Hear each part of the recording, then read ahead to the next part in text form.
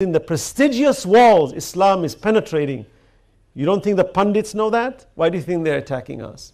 So what do you and I do? We become ostriches and put our heads in the sand because Islam is under attack? Or do we rise and hold our identity even stronger and go to the front lines and say, come, let me show you what Islam is about? Why should we be afraid? Honestly, post 9/11, people ask me, were you abused after 9/11 in America? I was only a few miles away from 9/11. And not a single day did I experience discrimination. I didn't experience any discrimination as a Muslim, though I grew up in New York. 9/11 took place in New York. I don't remember a single day my family nor I experienced a day of discrimination. My mother walked the streets and no one ever taunted her. My family, no one taunted us. There are those who have been being taunted, I agree. But I sometimes feel it's a blessing of Allah that we're not. But I feel there's enough justice and equity within societies, even in the United States, that people appreciate diversity. And as a Muslim, I've never been taunted. Even in my university, I was very vocal. Vocal even in my campus, even in where I stayed, I was vocal as a Muslim. People used to ask me, what are you?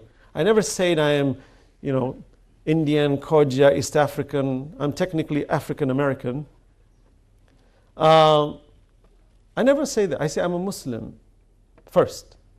Because to me, Islam is my nationality. Islam is my way. Where I'm born, in which land I'm born, has a cultural connotation, and it's beautiful too. And the food that I have an affinity towards is something beautiful that's given to me. But it's not my driving force. And I don't remember, even post 9/11, when I was vocal, where anybody ever attacked me to a level that I felt like, oh, I need to be silent. Now, it's a blessing of Allah, of course, that maybe I dodged the bullet. But I firmly believe that if we carry ourselves in a dignified fashion, and we look at somebody with a sense of confidence and the readiness to respond to any accusation, people back off and they don't taunt us. Children who are bullied are typically the ones who invite bullies. Bullies look for victims. Just like thieves, people who are going to mug people on the street, they look at the one who's going to give them the least resistance. Thieves who break homes, they look for homes that have the easiest access inward and outward, because they do not want to confront any sort of hindrance. So if we take precautions where we protect our homes, even with a sign that says guarded, it may not even have an alarm system, but you put something out there, it will deter the thief. Because the thief will think twice before they do something. So when we complain in the world that us Muslims are under the attack, I often think, why are we under attack? Maybe we've left our doors open too wide. Maybe we have no security measures. Maybe we are so reckless in our approach that the thief has considered us easy target.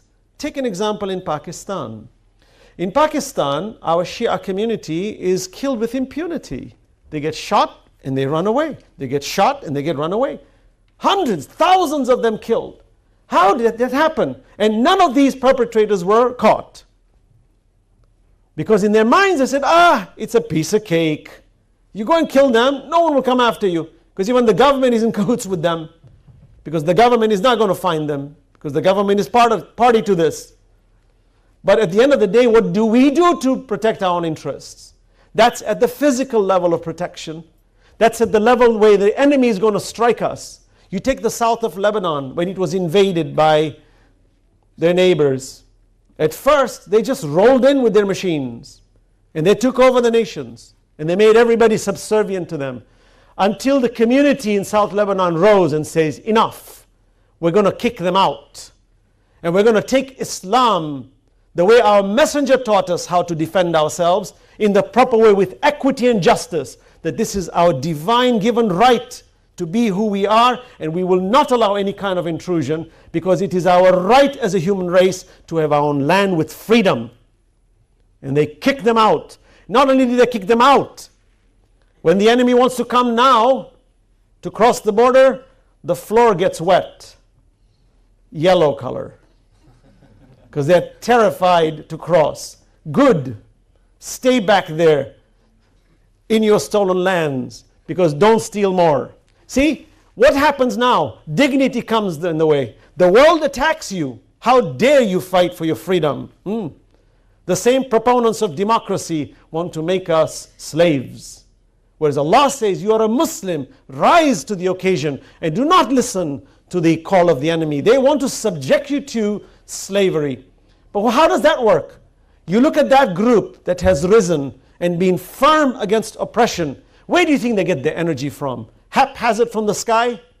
There are many nations who are being invaded as we speak today. Many lives that are being lost as we speak today. What gives this group the impetus to have the kind of quality that is so effective that moves the most powerful army behind the border lines and makes them terrified? If it is not Islam in the way of Ahl al-Bayt, what is it? Salawat ala Muhammad wa ala Muhammad. It is. Examine it. The world should take a lesson from these groups, and they should take a lesson from al-Islam. Inna ad-deena inda Allahi al-Islam. This Islam, not the Islam of words, where we bow to our masters and we have flags with swords on it, with La ilaha illallah Muhammadur Rasulullah, when we are the biggest sycophants, brown nosers on earth that have sold our oil and our souls to the devil. Not that group. The ones who claim to be Khadimul Haramain. Not those thieves, the ones who follow the pathway of the Banu Umayyah and Muawiyah. No, we follow the way of Rasulullah and the way of the Quran and the way of Ahlul Bayt. And we have Salah that has been enjoined upon us with such strategies in a social communal fashion that we understand this revolutionary power that Imam Hussein alayhi salam goes to Karbala. That while his family is being butchered, time of Salah, he enjoins his small army and he loses half his army. But the Imam says, we have come to fight for this. In kana deen Muhammadin lam yastaqim illa biqatli. If this deen of Muhammad cannot be upright except by my death, then swords come and get me. What is it about keeping it upright? It is about keeping this prayer upright. It is in action towards it, because the power of communal prayer is a greater battlefield, is a greater battle against shaitan than any community on earth. That is why we Muslims are progressing. It is the barakah and the rahmah of Allah subhanahu wa ta'ala that He has given us these institutions. Salawat ala Muhammad wa ala Muhammad.